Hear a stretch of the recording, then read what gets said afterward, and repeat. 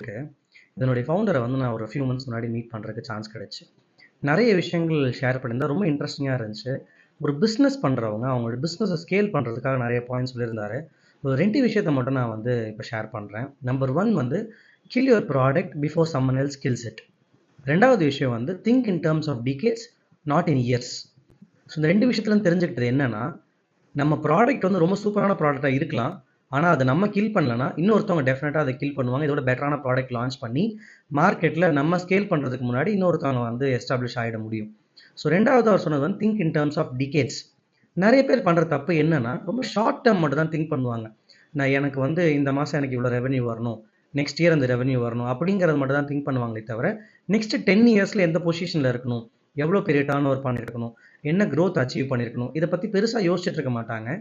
ஆனால் அப்படி யோசிக்க ஆரம்பிக்கிறப்ப மட்டும் தான் இன்றைக்கி நம்ம எடுக்க ஒரு டிசிஷன்ஸ் இன்னும் பெட்டரான டிசிஷன்ஸ் எடுப்போம். இந்த மாதிரி நிறைய பேரை நான் இன்றைக்கி சந்தித்தேன். ஸோ ஒரு ஒரு சந்திப்புலேருந்து கிடைச்ச அனுபவங்களை நான் வந்து ஒரு ஒரு வீடியோவில் ஷேர் பண்ணுறேன்.